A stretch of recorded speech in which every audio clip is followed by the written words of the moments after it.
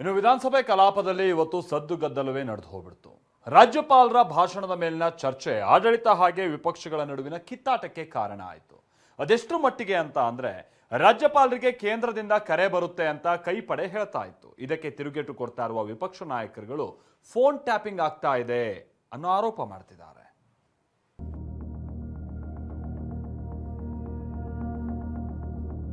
ವಿಧಾನಸಭೆಯಲ್ಲಿ ಕೈ ಕಮಲ ಮಧ್ಯೆ ಫೋನ್ ಟ್ಯಾಪಿಂಗ್ ಫೈಟ್.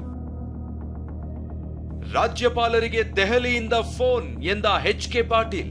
ನೀವು ಡೆಲ್ಲಿಗಿಂದ ಫೋನ್ ಮಾಡಿಸಿ ಗವರ್ನರ್ ಅರ್ಧಕ್ಕೆ ಹೋಗೋಂಗ್ ಮಾಡ್ತಿರಲ್ಲ, ಅದನ್ನ ನಾವು ಹೇಳ್ಬೇಕಾಗತ್ತ. ಕೇಶವ ಕೃಪಾದಿಂದ ರಾಜಭವನಕ್ಕೆ ಕರೆ, ಪ್ರಿಯಾಂಕ್ ಖರ್ಗೆ ಆರೋಪ. ಕೇಶವ ಕೃಪಾದಿಂದನೂ ಫೋನ್ ಹೋಗುತ್ತೆ. ಸರ್ಕಾರ ಫೋನ್ ಟ್ಯಾಪ್ ಮಾಡ್ತಿದ್ಯಾ? ಆಡಳಿತ ಪಕ್ಷದ ಮೇಲೆ ಮುಗಿಬಿದ್ದ ಬಿಜೆಪಿ. ಅಂದ್ರೆ ಈ ಫೋನ್ ಟ್ಯಾಪಿಂಗ್ ಸರ್ಕಾರನ ಇದು? ಕತ್ತಲ, ಕೋಲಾಹಲ, ಫೋನ್ ಟ್ಯಾಪಿಂಗ್ ಫೈಟ್. ವಿಧಾನಸಭೆ ಮತ್ತು ವಿಧಾನ ಪರಿಷತ್ ಇವತ್ತು ಅಕ್ಷರಶಃ ರಣರಂಗವಾಗಿತ್ತು.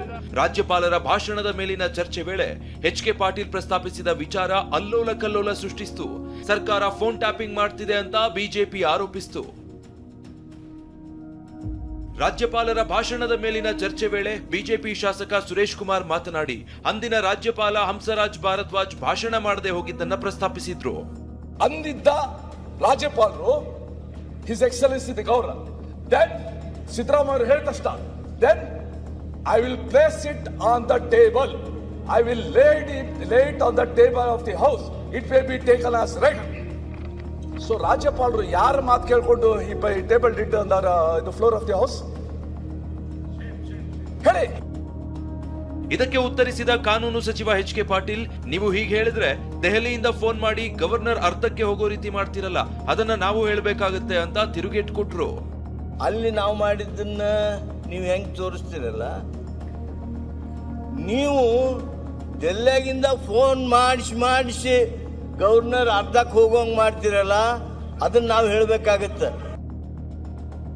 ಇಷ್ಟೇ, ಸದನದಲ್ಲಿ ಅಲ್ಲೋಲ ಕಲ್ಲೋಲವೇ ಆಗೋಯ್ತು. ನಿಮಗೆ ಹೇಗ್ ಗೊತ್ತಾಯ್ತು? ಆಧಾರ ರಹಿತ ಆರೋಪ. ಸರ್ಕಾರ ಫೋನ್ ಟ್ಯಾಪಿಂಗ್ ಮಾಡ್ತಿದ್ಯಾ ಅಂತ ಬಿಜೆಪಿ ಸದಸ್ಯರು ಮುಗಿಬಿದ್ರು. ನಾನು ಮತ್ತೆ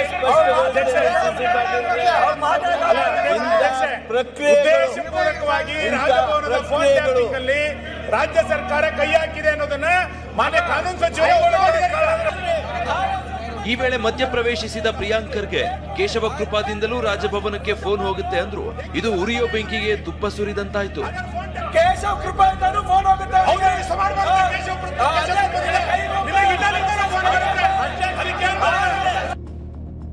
ಸಚಿವರು ಹಿಂಗ್ ಹೇಳ್ತಿದ್ದಾರೆ ಅಂದ್ರೆ ಸರ್ಕಾರ ರಾಜಭವನದ ಫೋನ್ ಟ್ಯಾಪ್ ಮಾಡ್ತಿದೆ ಅಂತ Suresh Kumar ಆರೋಪಿಸಿದ್ರು.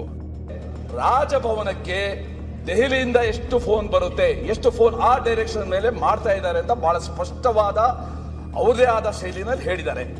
That means this government is tapping the telephone calls of Raj Bhavan. ಬಳಿಕ ಸ್ಪಷ್ಟನೆ ಕೊಡಲು ಮುಂದಾದ ಎಚ್.ಕೆ. ಪಾಟೀಲ್, ರಾಜ್ಯಪಾಲರು ಯಾರ ಕೈ ಕೆಳಗೆ ಕೆಲಸ ಮಾಡ್ತಾರೆ ಅಂದ್ರು. ಹೋಮ್ ಮಿನಿಸ್ಟ್ರಿ ಈ ಬಗ್ಗೆ ಸ್ಪಷ್ಟನೆ ಯಾಕೆ ಕೊಟ್ಟಿಲ್ಲ ಅಂದ್ರು. ಈ ವೇಳೆಯೂ ಗದ್ದಲ ಉಂಟಾಯ್ತು. ಹೇಳ್ತೀನಿ ಕೇಳ್ರಿ, ಈ ರಾಜ್ಯಪಾಲರು ಯಾರ ಕೈ ಕೆಳಗೆ ಕೆಲಸ ಮಾಡ್ತಾರೆ? ಹೋಮ್ ಮಿನಿಸ್ಟ್ರಿ ಕೆಳಗೆ ಕೆಲಸ ಮಾಡ್ತಾರೆ. ಈಗ ಒಂದು ವಾರ ಆಯ್ತು ನಮ್ಮ ಸಭೆ ಚರ್ಚೆ ಮಾಡಕತ್ತಿ. ಮೊದಲನೇ ದಿವಸನ ನಾನು ಹೇಳಿದ್ದೆ, ಈಗ ಫೋನ್ ಕರೆ ಬರ್ತಾ ಇದೆ ಅಂತೇಳಿ. What is your home ministry doing in Delhi? Should they not at least issue a press note saying that there is no communication between home ministry and ರಾಜ್ಯಪಾಲ್? ಇದು ಫೋನ್ ಟ್ಯಾಪಿಂಗ್ ಸರ್ಕಾರನ ಎಂದ ಅಶೋಕ್, ಈ ಹಿಂದೆ ಸರ್ಕಾರವೇ ಬಿದ್ದೋಗಿದೆ, ಸಚಿವರು ಕ್ಷಮೆ ಕೇಳಬೇಕು ಅಂತ ಒತ್ತಾಯಿಸಿದ್ರು. ಒಂದು ರಾಜಭವನವನ್ನ ಮತ್ತು RSS ಆಫೀಸ್ ಅನ್ನು ಎರಡನ್ನೂ ಫೋನ್ ಟ್ಯಾಪ್ ಆಗಿದೆ ಅಂತ ಪ್ರೂವ್ ಮಾಡಿದ್ದಾರೆ. ಇವತ್ತು ಸ್ಪಷ್ಟವಾಗಿ ಪ್ರೂವ್ ಮಾಡಿದ್ದಾರೆ, ಹೇಳಿದ್ದಾರೆ ಅವರು. ಅಂದ್ರೆ ಈ ಫೋನ್ ಟ್ಯಾಪಿಂಗ್ ಸರ್ಕಾರನ ಇದು? ಸಿ ಬೈರೇಗೌಡರಿದ್ದಾಗ ಫೋನ್ ಟ್ಯಾಪಿಂಗ್ ಅಲ್ಲ, ಸರ್ಕಾರ ಫೋನ್ ಟ್ಯಾಪಿಂಗ್ ಸರ್ಕಾರ. ಈಗ ಒಂಥರ ಚಕ್ರವ್ಯೂಹದಲ್ಲಿ ಸಿಕ್ಕಾಕೊಂಡಿದ್ದಾರೆ, ಆಚೆ ಬರಕ್ ಕಷ್ಟ ಇವರು. ಅದಕ್ಕೆ ಒಂದೇ ಒಂದು ದಾರಿ ಉಳಿದಿರೋದು, ಅವರು ಆಗಿರೋದಕ್ಕೆ ಕ್ಷಮಾಪಣೆ ಕೇಳಬೇಕು. ಮಾನ್ಯ ಅಧ್ಯಕ್ಷರೇ, ಗದ್ದಲ ಕೋಲಾಹಲದ ಬಳಿಕ ಮಾತನಾಡಿದ ಸಿಎಂ ಸಿದ್ದರಾಮಯ್ಯ, ನಮ್ಮ ಸರ್ಕಾರ ಫೋನ್ ಟ್ಯಾಪಿಂಗ್ ಮಾಡಲ್ಲ, ತನಿಖೆ ಮಾಡಿಸೋಣ ಅಂದ್ರು. ನಾನು ಅವ್ರಿಗೆ ಹೇಳಿಲ್ಲ. ನಂಬರ್ 1, ನಮ್ಮ ಸರ್ಕಾರ ಯಾರ್ದು ಕೂಡ ಟೆಲಿಫೋನ್ ಟ್ಯಾಪಿಂಗ್ ಮಾಡಲ್ಲ. ಹೇಗೆ ಹೇಳ್ತಾರೆ ಸರ್ ಅವರು? ಗೊತ್ತಾಯ್ತಾ? ಯಾರ್ದು ಮಾಡಲ್ಲ, ವಿರೋಧ ಪಕ್ಷದವ್ರದ್ದು ಮಾಡಲ್ಲ, ನಮ್ಮ ಪಕ್ಷದವ್ರದ್ದು ಮಾಡಲ್ಲ, ಯಾರ್ದು ಮಾಡಲ್ಲ. ಆ ಇನ್ಫ್ಲುಯೆನ್ಸ್ ಮೇಲೆ ಆಗಿರ್ಬೋದು, ಹಿಂಗೆ ಬಂದಿರಬಹುದು ಅಂತ ಹೇಳಿದ್ದಾರೆ ಅಷ್ಟೇ.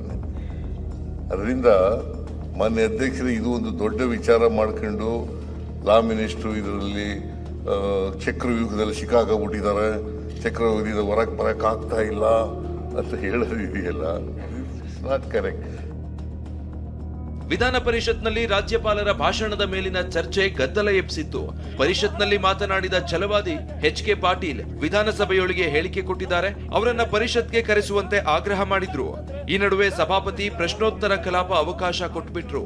ಆಗ ಎದ್ದು ನಿಂತ ಛಲವಾದಿ ನಾರಾಯಣ ಸ್ವಾಮಿ ಸದನ ನಿಯಮದ ಪ್ರಕಾರ ನಡೀತಿಲ್ಲ ಅಂತ ಹೇಳಿ ರೂಲ್ ಬುಕ್ ಹರಿದು ಹಾಕಿದ್ರು.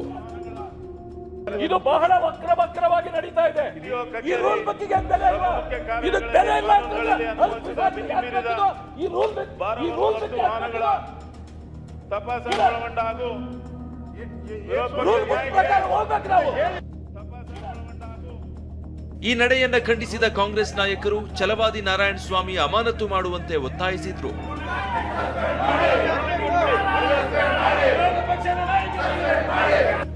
ವಿಧಾನ ಪರಿಷತ್ನೊಳಗಿನ ಗದ್ದಲ ಗಲಾಟೆ ನಡುವೆ ಕಲಾಪವನ್ನ ನಾಳೆಗೆ ಮುಂದೂಡಲಾಯಿತು. ಹರೀಶ್ ಜೊತೆ ಸುನಿಲ್, ಟಿವಿ9 ಬೆಂಗಳೂರು.